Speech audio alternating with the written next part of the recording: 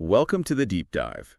Today, we're really getting into something important, keeping your iPhone secure and private. Yeah, it's a big topic. We've looked at Apple's own guides, some analysis from DeepSeek Chat, even what people are saying on places like Reddit's privacy and tech channels on YouTube. Right, and our mission here is pretty straightforward. We give you actionable steps, things you can actually do to boost your iPhone security and privacy without, getting totally overwhelmed. Exactly. We want to cut through the noise. We'll be touching on things like stopping apps from tracking you all over the web, maybe even preventing eavesdropping through the mic. Sounds a bit sci-fi, but it's relevant. It really is. Plus some basic security stuff you might have missed. Think of it as a practical guide, pulling the best bits from all those sources. Making your iPhone a bit more of a fortress, hopefully.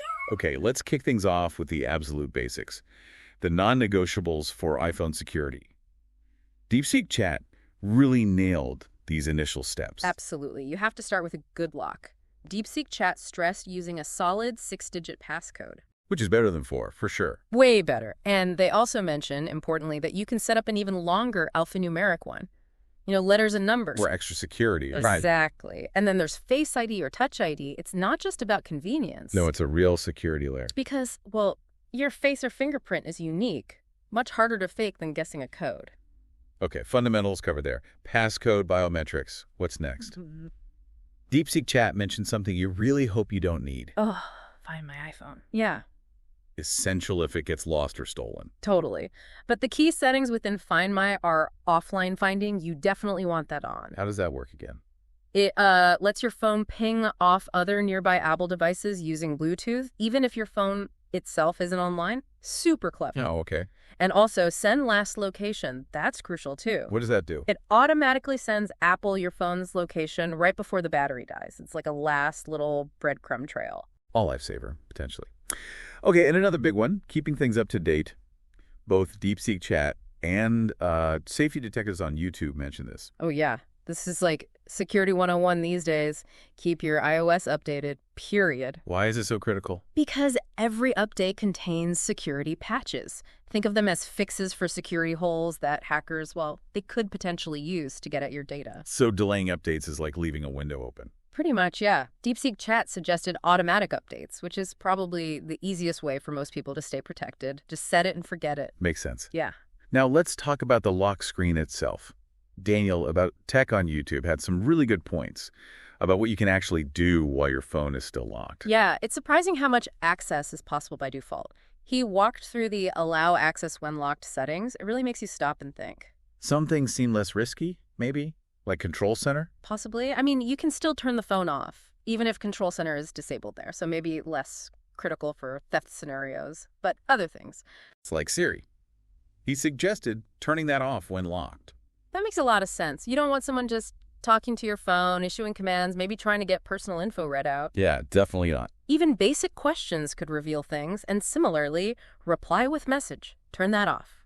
Why that one? Because someone could potentially reply to incoming messages right from your lock screen. They could impersonate you, contact your friends.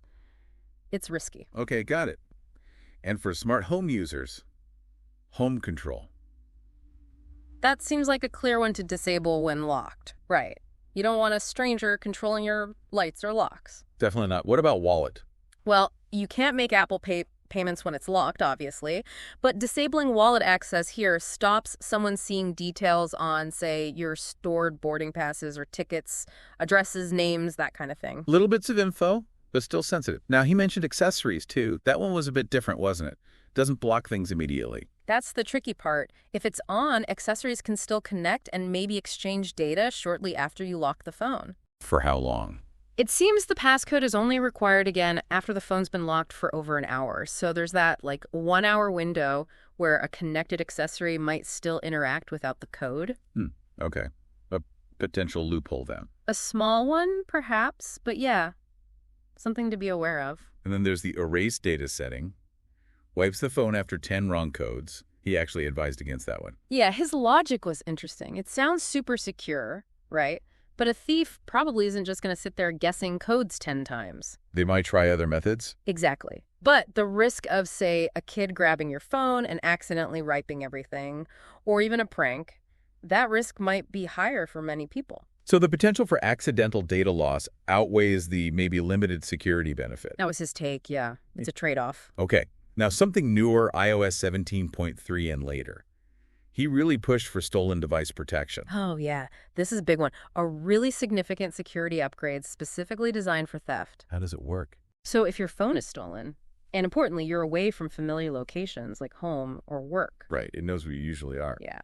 Then, for critical actions like changing your Apple ID password or accessing saved passwords, it requires Face ID or Touch ID, no passcode fallback, Just biometrics. just biometrics. And even better, for some really sensitive changes like turning off Find My or changing the Apple ID password, it adds a security delay, usually an hour. An hour delay, even after you use Face ID. Yep. Even after successful biometric authentication, that hour gives you, the real owner, time to notice it's gone and mark it as lost remotely before major damage is done. That's actually brilliant. Gives you a fighting chance. It really does. You can also set it to always, meaning the delay applies even at home if you want maximum security, though it adds friction. Okay, that's a powerful feature. So we've covered basic security, lock screen access. Let's shift to app permissions. This is huge for privacy. Apple's guides and Apple Design on YouTube had a lot to say here. Yeah, this is where you get granular. In Settings, under Privacy and Security, you control what each app gets access to.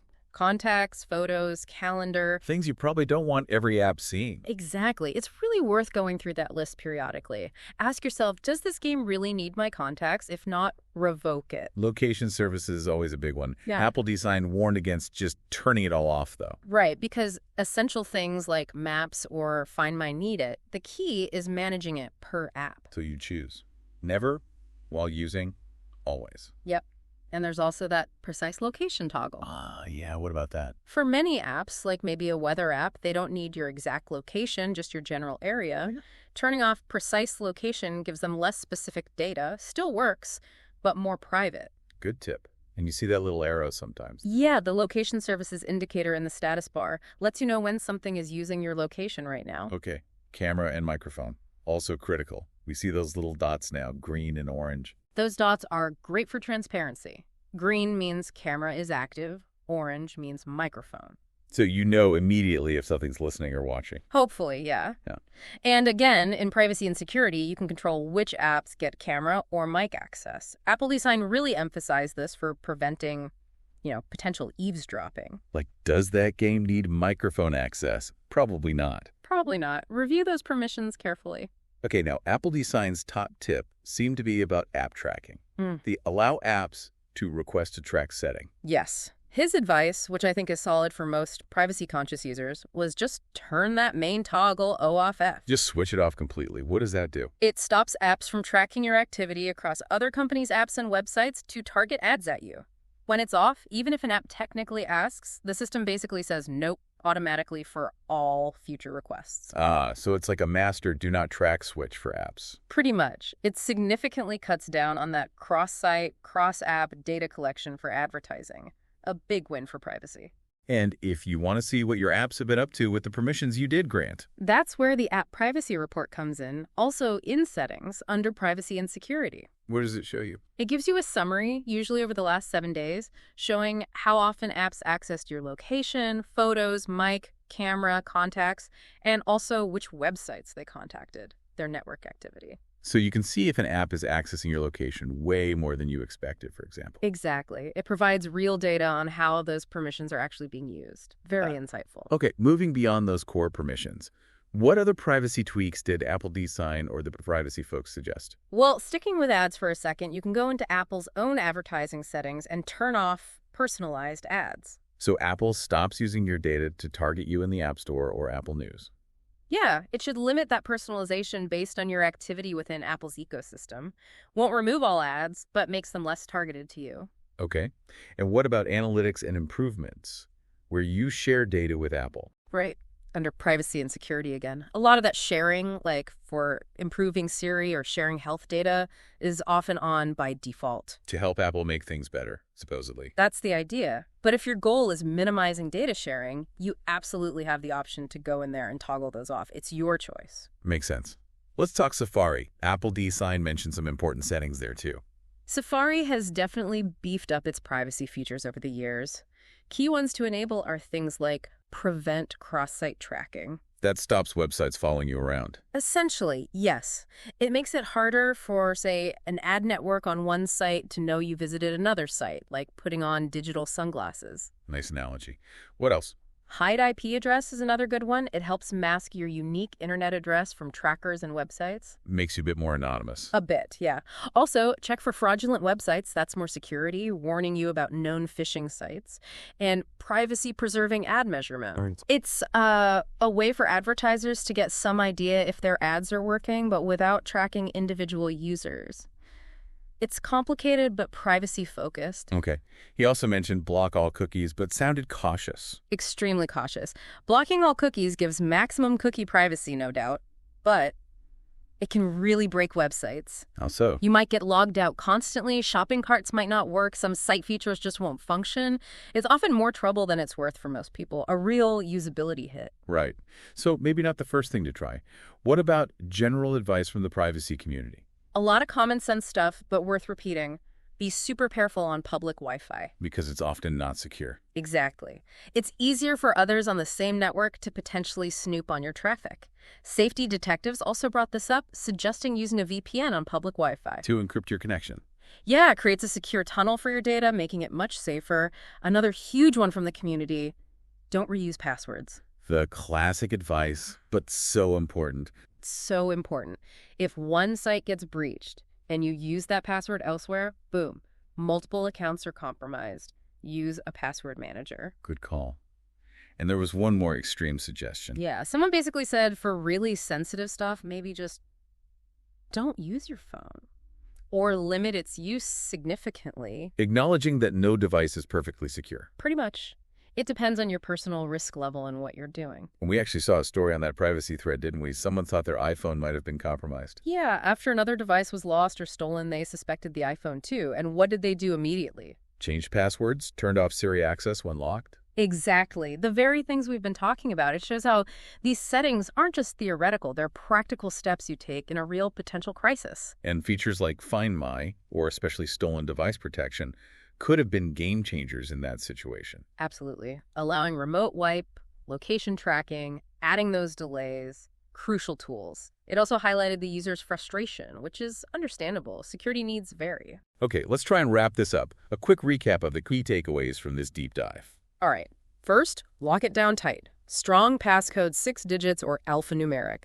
Face ID or Touch ID enabled. Turn on Find My iPhone, crucially with offline finding, and send last location toggled on. Keep your iOS updated. Seriously, run those updates promptly. Enable two-factor authentication on your Apple ID too. Then think about the lock screen.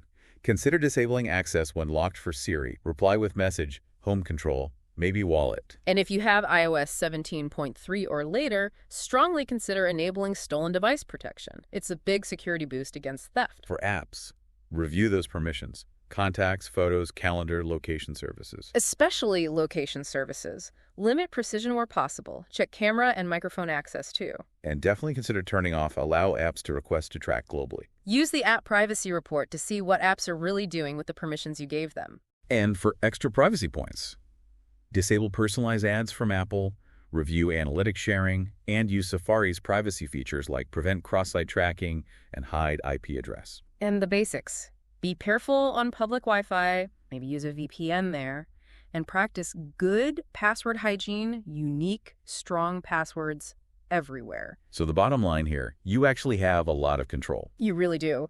With these settings and just being aware, you can significantly improve your iPhone security and decide what information you're comfortable sharing. So take a bit of time, go through your settings. Think about which of these makes sense for you, for your comfort level. Maybe start with the app privacy report and see what jumps out at you. It's quite revealing. Definitely. And makes you think, doesn't it?